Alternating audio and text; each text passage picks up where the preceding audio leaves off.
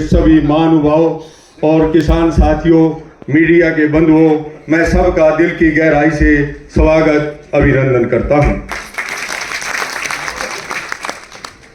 देखिए, ये अवार्ड मेरे लिए इस जीवन का सबसे बड़ा जो है उपलब्धि होगी, क्योंकि चौधरी चरण सिंह से हमने बहुत कुछ सीखा। उसके जीवन से इंसान शरीर से अमर नहीं होता, उसकी बनाई हुई नीतियां, उनके विचार उसको अमर तत्व देते हैं।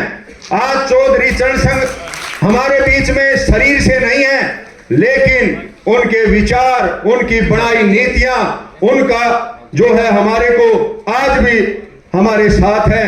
और चौधरी चरण सिंह अक्सर कहते थे कि देश की समृद्धि का रास्ता गांव किसान के खेत खलियान से होकर गुजरता है, क्योंकि चौधरी चरण सिंह के विचारों पर, उनकी बनाई नीतियों पर अगर आज विचार किया जाए तो माननीय कृषि मंत्री से मैं कहता हूं कि जो 2047 का भारत सरकार का जो सपना है कि समृद्ध भारत, समृद्ध जो है, तो वो जल्दी ही हो जाएगा, क्योंकि समृद्ध किसान होगा तो समृद्ध राष्ट्र अपने आप हो जाएगा। और अगर चौधरी साहब के बाद मैं किसी नेता को ईमानदार और कर्मठशील मानता हूं तो वो शिवराज चौहान जी हैं। मैं अपने कुछ अनुभव बताता हूं। हमने गोपालन और कृषि साथ साथ चलाया है, क्योंकि कृषि और गोपालन दोनों साथ साथ चलने चाहिए, क्योंकि कृषि के बगैर गोपालन और गोपालन के बगैर कृषि अधूरी है।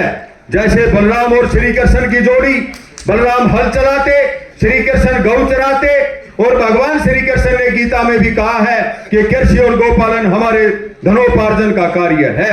अर्थात प्राचीन काल में कृषि और गोपालन हमारी आय का और हमारी अर्थव्यवस्था का आधार रहे हैं। इसी के बल पर भारत विश्व गुरु बना और सोने की चिड़िया कहलाया।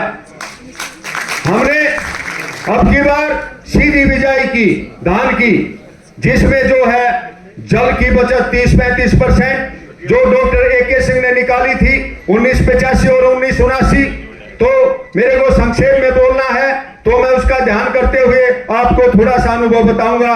और उससे जो है जल की बचत होगी, और उसमें एक हफ्ता पहले आपकी फसल आ जाएगी, लेबर की समस्या के चलते उससे भी निजात मिलेगी।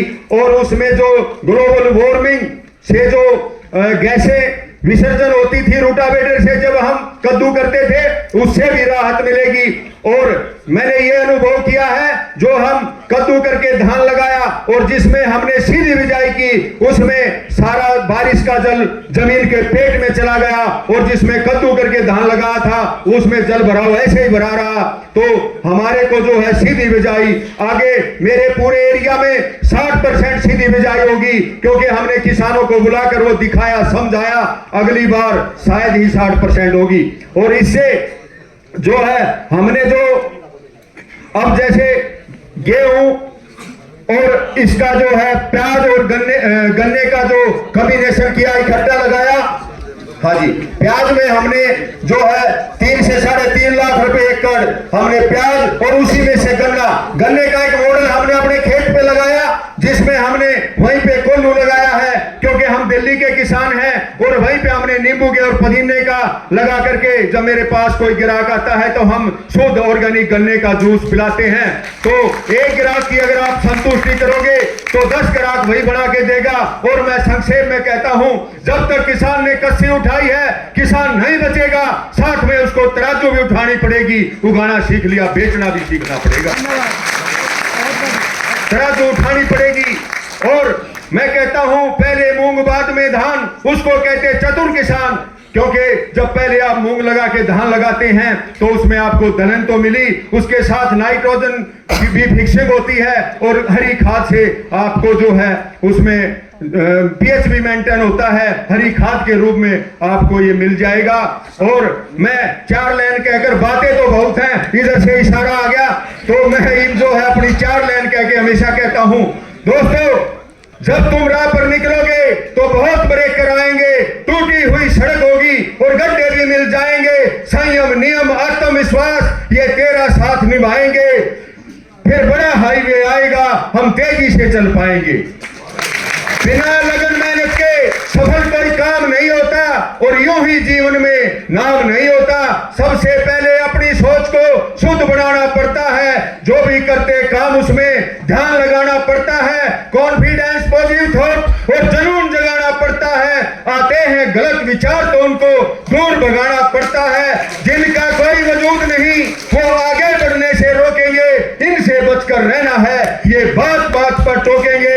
एक दिन ऐसा आएगा ये तुम्हें देखकर चौंकेंगे। जब तुम कामयाब हो जाओगे तो यही सलामी ठोकेंगे।